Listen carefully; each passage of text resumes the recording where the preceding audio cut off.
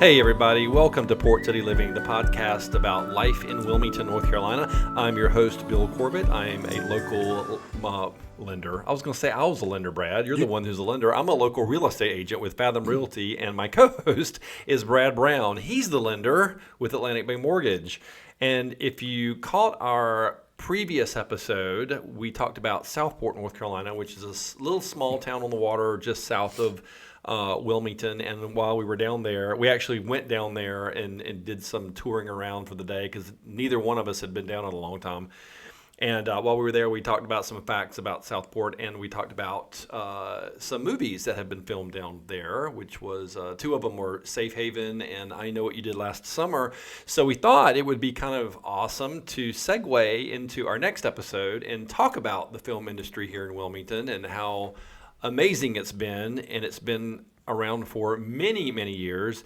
And just so you'll know, I'm going to make a small notation that Brad informed me that in our last episode I said charming way too much. So I'm going to refrain from ever saying charming again. Brad, what is one of your favorite movies that was filmed here in Wilmington? You've got popcorn on your mouth too, by the way. Got it. Did I get it? You got it. I've got two of my favorite ones that were filmed in Wilmington. Which one do you want to hear about first? The one that I have seen, because the other one I haven't. So I haven't.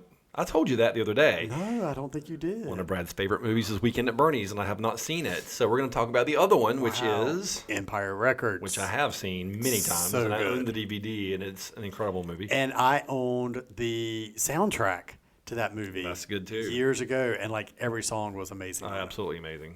So if you haven't seen Empire Records, it was filmed here in Wilmington. It stars Renee Zellweger, Liv Tyler, Ethan Embry.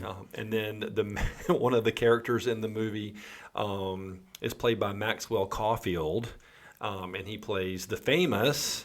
Oh, was that Rex Manning? Rex Manning. Okay, I didn't know his real name. Yeah. Do we need to give the synopsis of the movie? Like, do you think people would like to hear that? Yeah, probably, because I think it's a pretty cool movie. Pretty cool synopsis. Basically, I mean, long story short, we're trying to save this record store that's about to be bought out by like a big box company. And so these teenagers get together. They're the ones who are doing it. And then it's all their drama. And they work there. So they work there. And they love it. So they want to save it. But they're all very quirky. They all have very unique characteristics or character, whatever. Yeah. But so they get together and they raise the money in one night in a concert, and it's pretty fantastic. It's pretty fantastic. And Rex Manning, this character comes in because they're going to do like a Rex Manning Day concert type thing. Which is when? Which is when? It's April 8th.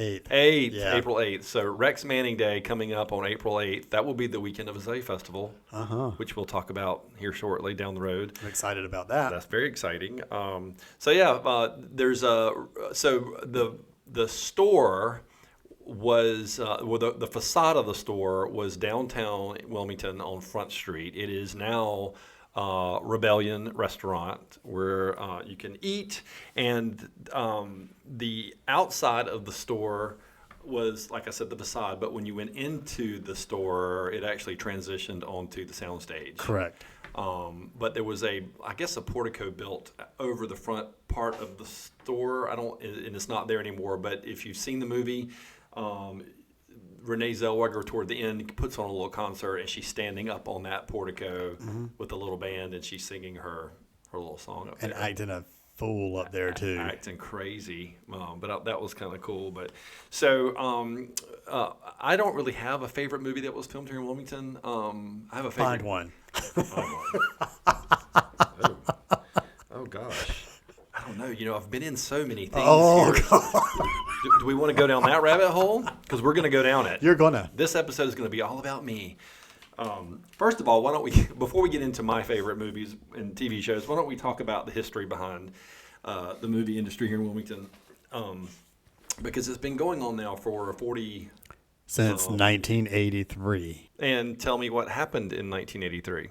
That would be Drew Barrymore starring in Firestarter. And she was a young thing because she had not even done Well, E.T. was the year before in 82. Oh, that's right. She had done E.T., so she was, relatively new in this, but I think that's pretty fascinating that she was the very first I guess, actress to be in Wilmington and Yeah. film a movie. For those of you who aren't familiar with this person, Dino De Laurentiis is the person who started the studio down here. And it was originally called Carolco. And the studio is over at 1223 North 23rd Street, just down from the airport.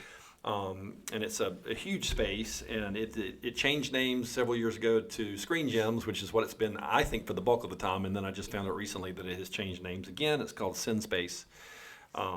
CINESPACE, CineSpace.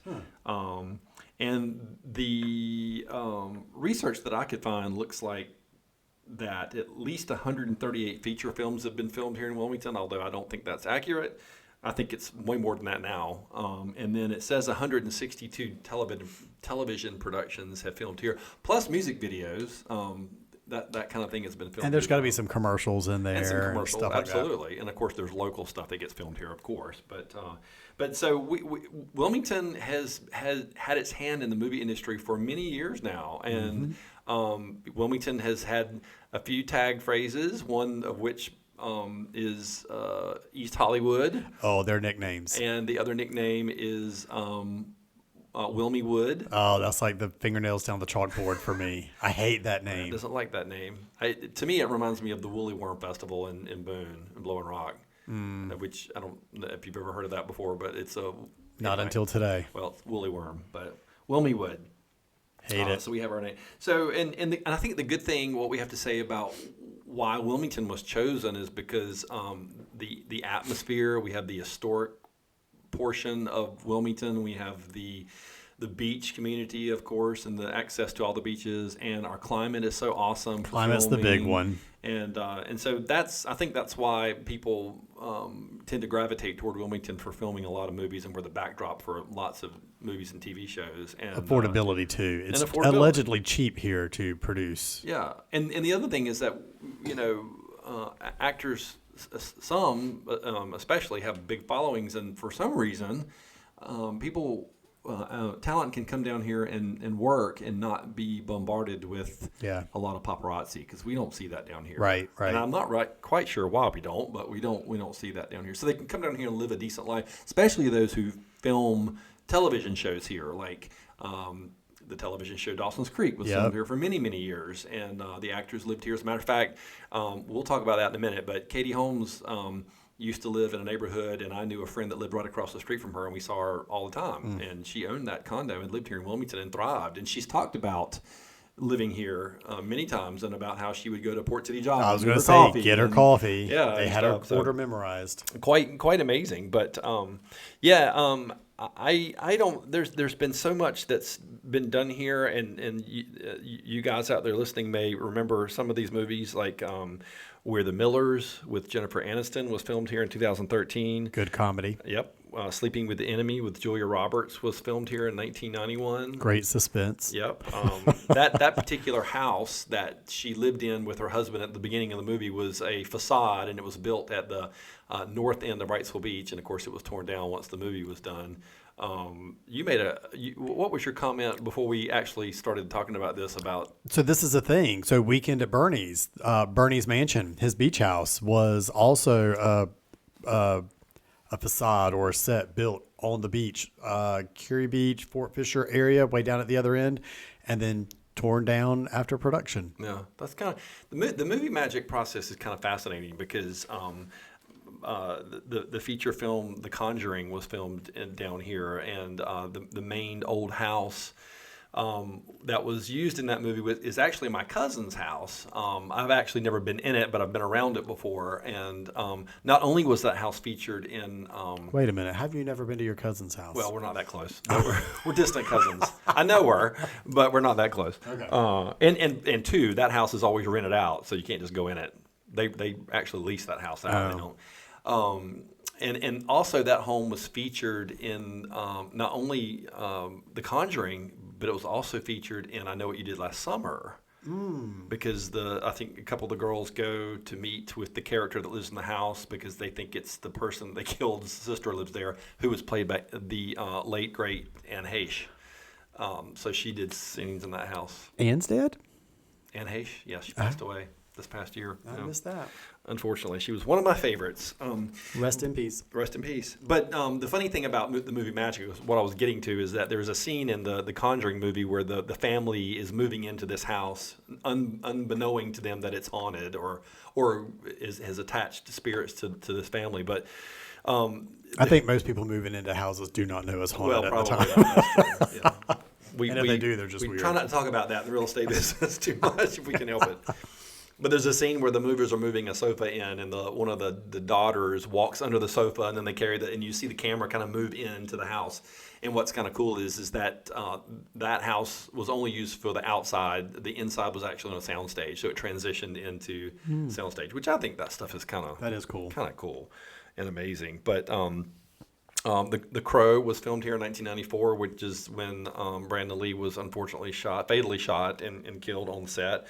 The suspenseful werewolf movie that Stephen King did, Silver Bullet, was filmed in Wilmington and in Burgaw, and I was 15 years old in 1985 when they filmed this movie, and I remember this so vividly. They asked like everybody in Burgaw to be a part of this movie. They wanted as many extras from the area as they could possibly get, and so we were able to. There was a particular scene. It was like a festival, and they used the courthouse square, and we were asked to be in it. And I was in it, but you can't see me at all. I was blended into the background. But my dad actually somehow got sat right behind two of the main actors that were carrying on a conversation, and he's right in the eye line of the camera, and so that's pretty cool to go back and see my dad back then. And so there's a fascination with Stephen King in the area, though, right? Because you've got Silver Bullet, Maximum Overdrive. We've talked about that one in the past, and then there's the television series that he did, Under the Dome, and there could be more than that. Oh yeah, but gosh, I completely forgot about those that are the one, only ones that I can think of off the top of my head. Under the Dome. That was good, and yeah. But so now, again, we talked about movies. Well, Super Mario Brothers, 1992. Teenage Mutant Ninja Turtles. What year did we say that was? 1989, not 84, but 89. Yeah. A Walk to Remember. Back in 2001. Now, for those of you who know A Walk to Remember, it's Nicholas Sparks. Nicholas Sparks tries to film a lot of stuff down this way. He did, what was the other one? The Longest Ride with Scott Eastwood. I actually was in a bar downtown one night, and Scott Eastwood was standing right beside me. And I will have to say he's a stunning specimen of a man. He's just as attractive as his father. But A Walk to Remember stars Mandy Moore, and when she was here filming, I got to meet her because she was at the Hilton one night, and I was there for a wedding reception, and she was standing out front, and I got to go talk to her. She was a huge delight. Let's see, Divine Secrets of the Yaya Sisterhood. That was here in 2001. Nights in Rodanthe, 2007, and Domestic Disturbance. Wait a minute. Nights in Rodanthe is not technically filmed here, but Wilmington does get billing credit. No, they did a scene here. Did they? That there was a scene over on Forest Hills Drive. They used the house that Diane Lane's character lived in. She's in that house. I take it back.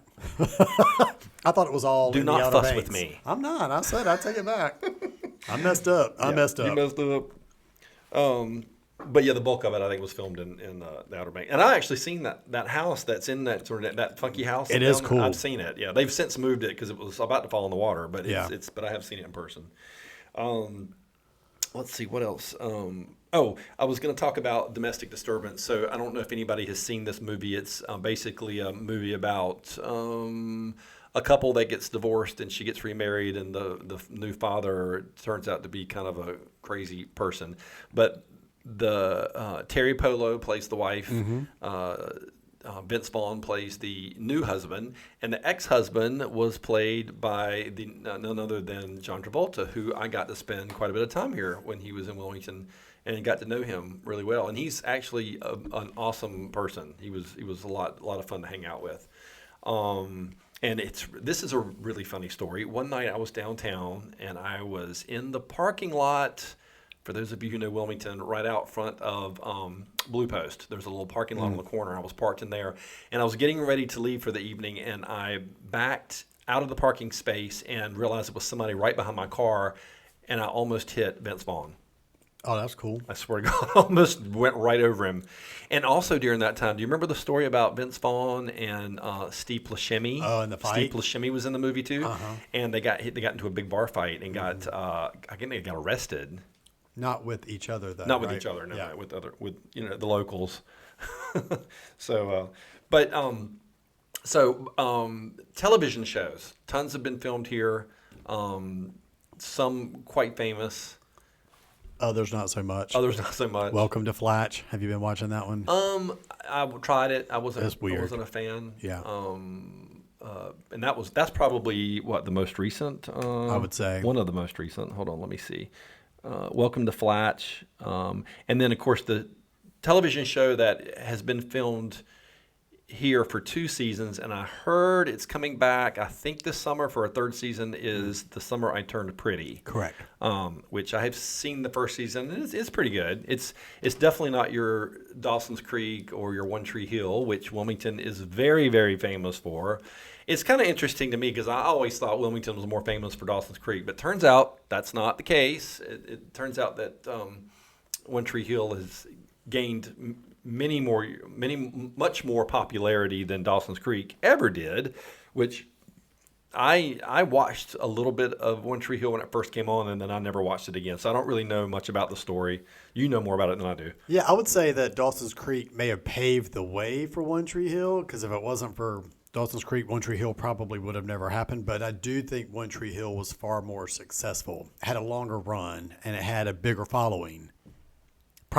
Maybe even because of the 5-year flash forward during the writer's strike that time. Let's see, I don't know anything about that. So. Yeah, it's pretty cool. So, a little background to it. You've got 3 or 4 years of these high school teens and their drama and everything that happens. They graduate, and then between graduation and the new season starting, there was a writer's strike, but they'd already filmed the next season. And it was a 5-year flash forward. So they'd all gone through college. They'd all graduated. So that was intended to be that way? Mm-hmm. Oh. Yeah. So that's when we sat down. There was nothing on TV at that time. This was before like DVR and streaming devices and all this stuff. And which doesn't seem that long ago, right? It doesn't really. But I told my wife, I said, let's just sit down and watch this. It's filmed local. Let's give it a shot. And it was the first episode of the 5-year flash forward. We got so sucked into it. We saw it all the way to the end. Then we went back and we watched like the very first episode from high school and watched it all the way back through to the end again. Oh, wow. It was pretty good. And it gained so much popularity here that, what is it, every year they do a One Tree Hill convention where some of the actors actually come back, and it's almost like, for lack of better terms, like Comic-Con. It's not Comic-Con, but it has that effect to it. A little bit. People don't dress up like the characters, like but Nathan and Haley. Right, but they do come here and they hang out, and the actors come back, and they've never done that with Dawson's Creek. Not that I know of. Not that I'm aware of. And then they do a charity basketball game during the convention. Right. I don't know what the funds go to, but it is a fundraiser for something here. Because the show actually initially was based on the basketball team. And the the brotherly rivalry. Yeah. So, but again, I'm more of a Dawson's Creek fan just because I have some ties to it because I was on the last season. So here we go. We're going to talk about Billy being in the movies. So I was fortunate enough. The last season that they filmed in Dawson's Creek was 2002. And I just signed up. I think Finn Cannon was the local talent agency here in town, and I was like, I think I was in between jobs or something, and I was like, you know what, I'm going to sign up for being an extra. Who knows? It'll be fun. I'll just make some extra money or whatever. And so I got called to be on Dawson's Creek, and so I was in the first episode of the last season of Dawson's Creek, and then I was sprinkled in throughout the rest of the time, and they got to where they were calling me so much that I got tired of doing it because, to be honest with you, it is not glamorous at all. It's more sit around and hurry up and wait than it is anything else. Fed up, feeling wanted. Oh my God! But I mean, seriously, it's fun, and it's quite fascinating to watch the filming process because. The very first scene that I was in, was a scene where all of the main characters come back home after being gone for the whole summer season. And so they're all meeting up at this bar called Hell's Kitchen restaurant, which at the time was a set for Dawson's Creek, and it's on Princess Street in downtown Wilmington, across from Manna. And then when the show wrapped, somebody took over and just made it a restaurant, and it's called Hell's Kitchen, and it looks exactly the way it did when Dawson's Creek wrapped. Just ate there like 2 weeks ago. Yeah, it's really good, like pub food, hamburgers, things like that. It's really, really good. So if you want to see what that set looks like, it looks exactly like it did when Dawson's Creek was in it. They just made everything real, because when we were there, it was all fake. But to watch them film this scene where the bulk of the characters are sitting around a table is so interesting, because they would shoot everybody's perspective, obviously. And so if I was behind, let's say I was behind Katie Holmes, for example, and I was in the background, then they would do all her stuff, and then they would go put us in holding, because they would have to turn the cameras around and look at film a different angle. So we would sit there for hours. One, while they would set up the shot. Two, while they would actually do the shot. And then they might say, oh, wait, we need to do something on Katie again that we missed. So that means we'd have to come back and be in the background again.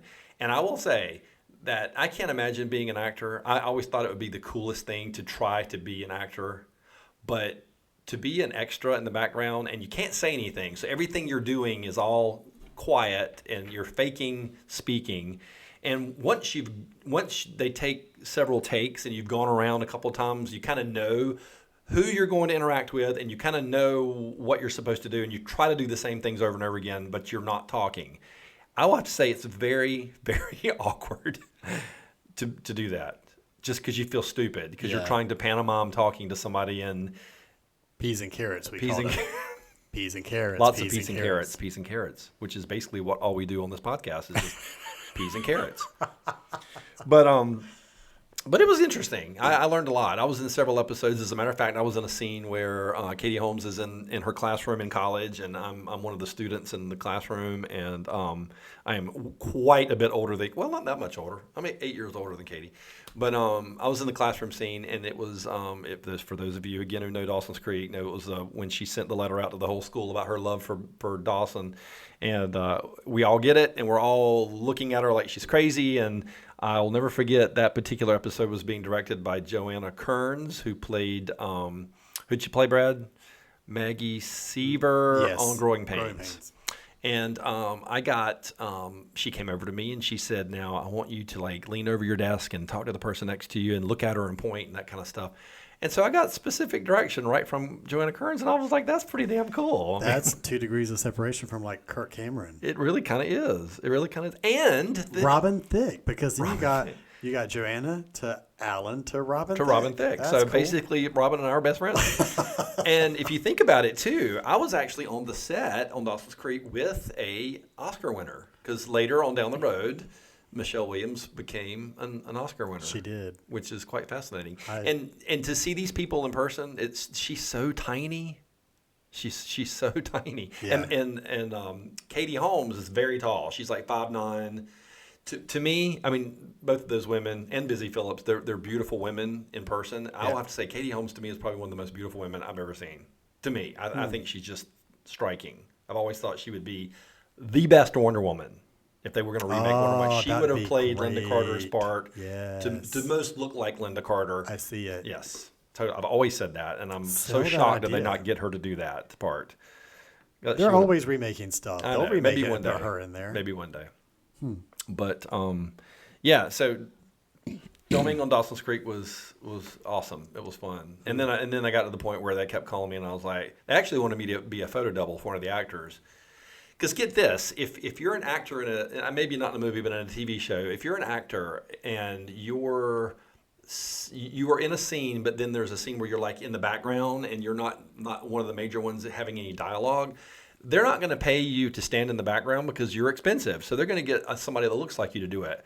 And I didn't realize that. And so they asked me to be a photo double for, again, if those of you who know the characters, I was supposed to be the photo double for Pacey's brother. Which I can't remember his character's name, but unfortunately I had buzzed my hair off and they wouldn't let me do it, so I didn't get to do that part. But anyway, quite fascinating, and fun. I actually knew a little bit about the the extras and the standing in, because I mean, you can take this out if you want to, but there's a Friends episode where You're in Friends? No, I'm not in Friends. But there's an episode. It's the parents' anniversary party, and Jack Geller is there, but plain as day is his double, and they didn't catch it. They didn't edit him out. But you've got Really? It's pretty neat to see that error. Yeah, That's interesting. Yeah. I love stuff like that. yep. And the guy that played, or the guy that was Joshua Jackson's stand-in, because for you, those of you who don't know, this is stuff that you learn when you're on TV and television sets and movie sets, is that there's a first team. The first team is actually the stand-ins. The second team is actually the actors, which you think it'd be the other way around. Yeah. But so they would have everybody, all the first team come in and get in front of the camera who's over in the scene, and then they would block them off and, make sure that they're the right distance from a camera and all this kind of stuff. And they all sort of looked like, the same hair color. Even the girl that was Katie Holmes' stand-in, if she wasn't wearing what Katie was close to what Katie was wearing, they would throw something over her that looked like the same color. Yeah. Kind of cool. But Joshua Jackson's stand-in was like super duper short, and he had on really, really big, like, what do you call those, like, the big tall shoes? Like stilts. He was not on stilts, but they have very, very, yes. Really? Yeah, because he was so short, like 5'7", and Joshua Jackson's way taller than that. Seems like they could have just found somebody You closer would to think, his height. You would think, Oh, but well. they did not do that. That's But, Hollywood. yeah, that's Hollywood for you. But yeah, it's fascinating. And one other show that I got to be on, and I was actually in the pilot for this show, and we did it, and then it got picked up and it came on, and I saw it on one day, and I was like, oh, I didn't even remember that I was even in this, and it was The Witches of East End. And when you started talking about that, I thought you were going to say something about Curb Your Enthusiasm. Was that not piloted here? oh, I don't know. I think don't it know. was. Look it up. But the Witches of East. What year would that have been? No clue. I don't know about that one. But The Witches of East End was filmed here in Wilmington for the pilot, and it was picked up. But the main actress, and I cannot remember her name, but one of the other actresses was Channing Tatum's ex, Jenna. I can't remember her name either. Gosh, I'm bad about this. But the main actress did not want to live in Wilmington after it got picked up, and so they ended up moving it, to Canada. But if you look at the first episode of Witches of East End, I'm in the very last 5 minutes of it, and we filmed this back in Hell's Kitchen again, which was kind of cool. So I was back in that space again with a different show, and I don't think it ran for very long, maybe a couple seasons, and I think it was canceled. But it was a pretty good show. It was about a family of witches, which was kind of cool. But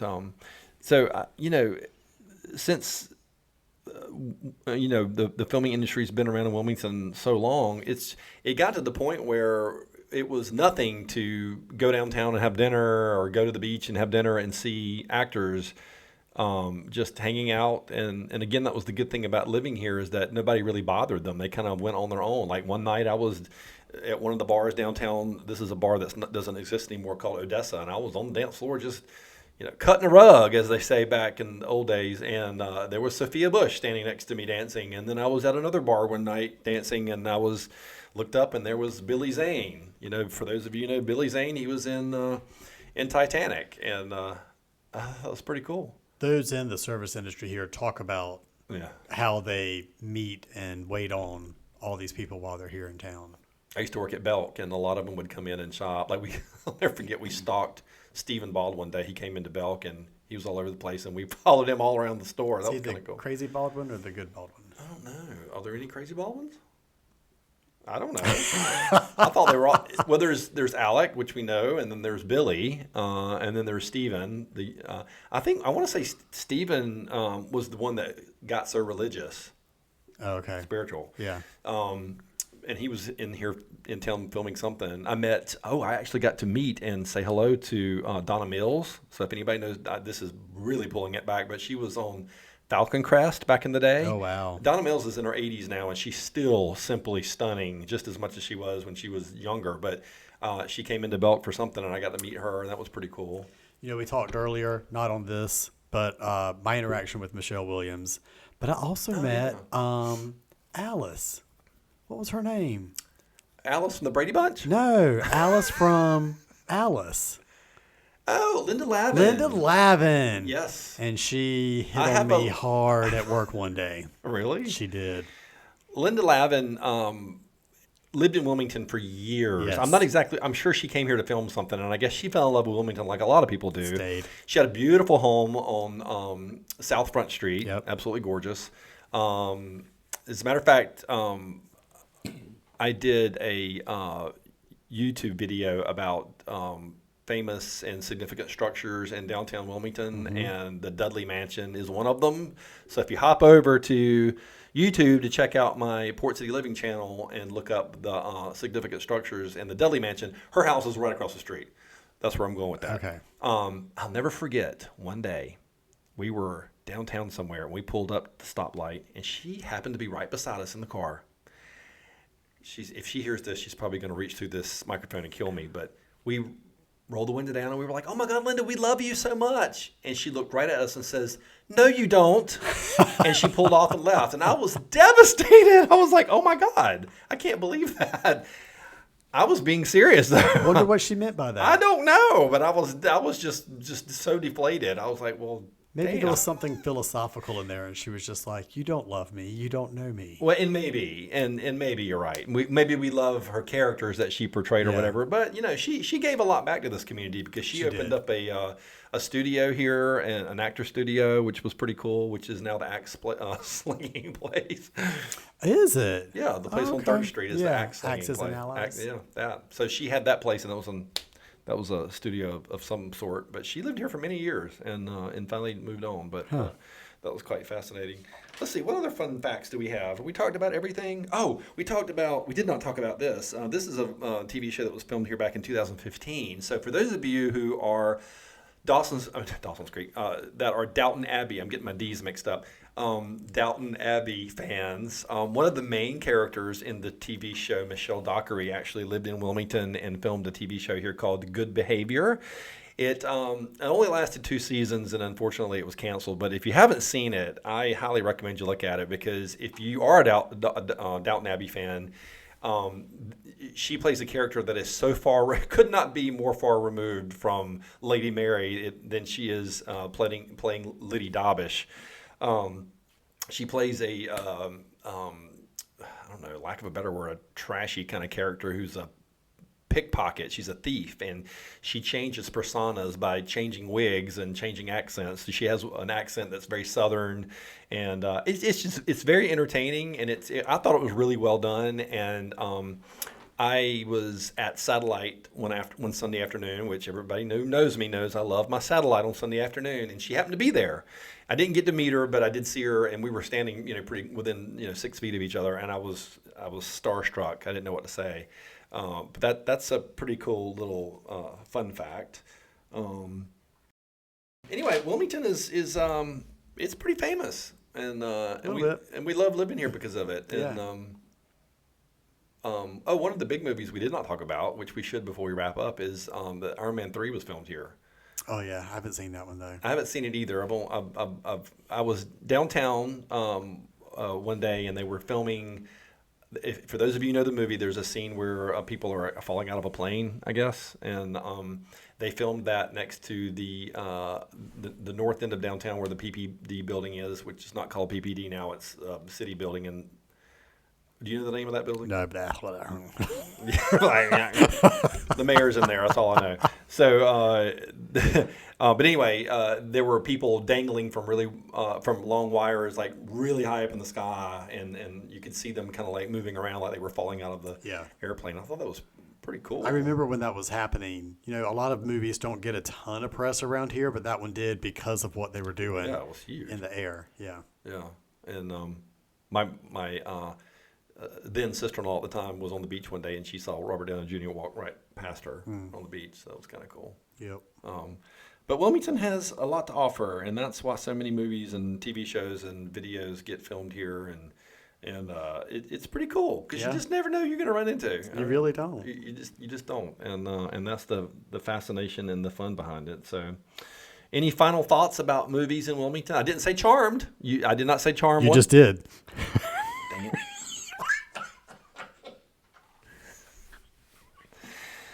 Oh, gosh. Sorry. It's hard when you try to be perfect and you just can't live up to everybody's standards. Anyway, thanks for tuning in to this episode of Port City Living and all about the movie magic that WilmyWood has to offer. And if you haven't done so, please consider subscribing to our podcast. And also, if you get a chance, bounce over to YouTube and check out my YouTube channel called Port City Living. It's sort of the same version of this, only in video form. Sometimes it coordinates, sometimes it does not. But anyway, I'm Bill Corbett with Port City Living. And I'm Brad Brown, Atlantic Bay Mortgage. Thanks so much for tuning in. And remember, if someone doesn't have a smile, then give them yours. Bye, everybody.